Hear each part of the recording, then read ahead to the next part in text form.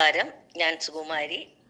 ഇന്ന് തിരുവോണം നക്ഷത്രത്തിൽ ജനിക്കുന്നവരുടെ പൊതു സ്വഭാവത്തെ പറ്റിയാണ് പറയുന്നത്.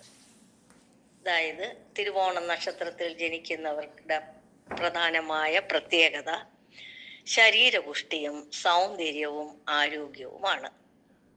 കുലീനമായ പെരുമാറ്റവും അടുക്കും ചിട്ടയുമുള്ള പ്രവർത്തന രീതിയും കൊണ്ട് എല്ലാവരെയും അഭിനന്ദനം നേടിയെടുക്കാൻ ഇവർക്ക് കഴിയും.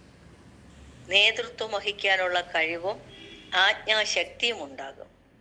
പരിസരങ്ങൾ വൃത്തിയായി സൂക്ഷിക്കാനും ഭംഗിയായി വസ്ത്രധാരണം നടത്താനും പ്രത്യേകം ശ്രദ്ധിക്കും. അന്യർക്ക് ശരീരം കൊണ്ടും പണം കൊണ്ടും ഉപകാരം ചെയ്യാൻ മടിക്കുകയില്ല. അന്യരുടെ ബുദ്ധിമുട്ടുകളിൽ അനുകമ്പ തോന്നി കഴിവിൽ കഴിഞ്ഞ സഹായങ്ങൾ നൽകാൻ സന്നദ്ധരാകും. സൽക്കാരങ്ങളിലും ആഘോഷങ്ങളിലും പ്രത്യേക താല്പര്യവും കാണിക്കും. സൽസ്വഭാവികളും സദാചാര നിഷ്ഠയുള്ളവരുമായിരിക്കും. കാര്യങ്ങൾ വിശദമായി വിവരിക്കാൻ പ്രത്യേക താല്പര്യം കാണിക്കും. നിർത്താതെ സംസാരിച്ചു കൊണ്ടിരിക്കുന്ന സ്വഭാവവും ഉണ്ടാകും. സത്യസന്ധത പാലിക്കാനും പറയുന്നതനുസരിച്ച് പ്രവർത്തിക്കാനും പ്രത്യേകം ശ്രദ്ധിക്കും. പണ ഇടപാടുകളിൽ കുറെയെല്ലാം കൃത്യത പാലിക്കണമെന്ന് നിർബന്ധമുണ്ടാവുമെങ്കിലും അമിതമായ ചിലവ് മൂലം പലപ്പോഴും ഇത് സാധിച്ചെന്ന് വരികയില്ല.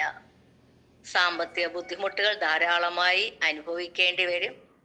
പണം കൊണ്ട് സഹായിച്ചവർ ശത്രുക്കളായി മാറുകയും വിഷമിപ്പിക്കുകയും ചെയ്തെന്നും വരാം. കൂട്ടുപ്രവർത്തകരുടെ സഹകരണക്കുറവ് മൂലം പല ബുദ്ധിമുട്ടുകൾക്കും സംഗതിയാവും.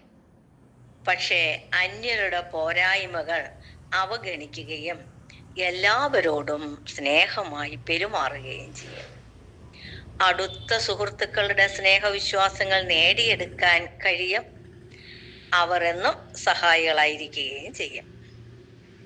ജീവിതത്തിൽ ഒന്നിടവിട്ട് ഉയർച്ച താഴ്ചകൾ ഉണ്ടായിക്കൊണ്ടിരിക്കും. യാദൃച്ഛികമായ സംഭവങ്ങളായിരിക്കും മിക്കപ്പോഴും ഈ ഉയർച്ച താഴ്ചകൾക്ക് കാരണമാവുന്നത്. പൊതുവെ പറഞ്ഞാൽ വലിയ ഉയർച്ചകളും അതുപോലെ തന്നെ കടുത്ത അധപ്പതനങ്ങളും നിറഞ്ഞതായിരിക്കും ഈ നാളിൽ ജനിച്ചവ മിക്കവരുടെയും ജീവിതം. ഉന്നത വിദ്യാഭ്യാസം നേടാൻ യോഗമുണ്ട്. എല്ലാ കാര്യങ്ങളെ പറ്റിയും സാമാന്യമായ അറിവ് നേടാൻ പ്രത്യേകം ശ്രദ്ധിക്കും. പല പ്രവർത്തനങ്ങളിലും മാറി മാറി ഏർപ്പെടും.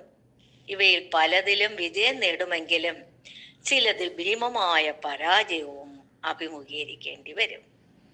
ദുർഘടഘട്ടങ്ങൾ പലപ്പോഴും സമചിത്തത പാലിക്കാനും അവർക്ക് പരിഹാരം നേടാനും കഴിയും. ആജ്ഞാശക്തിയും സംഘടനാ പാഠവും കൂടുതലായിരിക്കും. ആരെയും ആശ്രയിച്ച് കഴിയാൻ ഇഷ്ടപ്പെടുകയില്ല.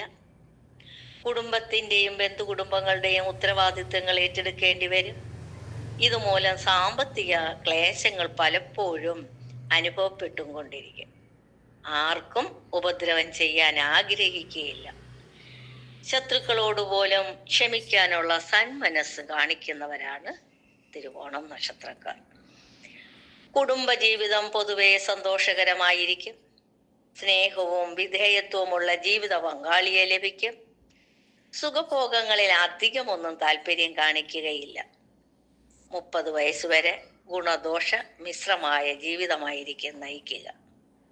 ഈ കാലത്ത് വിദ്യാഗുണം, തൊഴിൽ ലാഭം തുടങ്ങിയവ ഉണ്ടാകുമെങ്കിലും യാത്രാക്ലേശം, മനക്ലേശം, സ്വജനങ്ങളിൽ നിന്ന് വേർപെട്ട് കഴിയാനുള്ള സാഹചര്യം തുടങ്ങിയവയും ഉണ്ടാകും.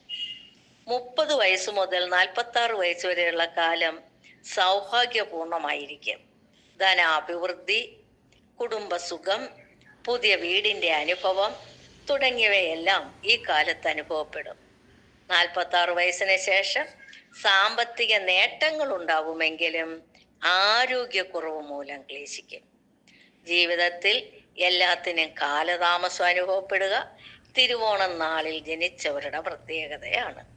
വിവാഹം, സന്താന ലാഭം തുടങ്ങിയവ പോലും താമസിച്ച് സംഭവിക്കാനാണ് കൂടുതൽ സാധ്യത.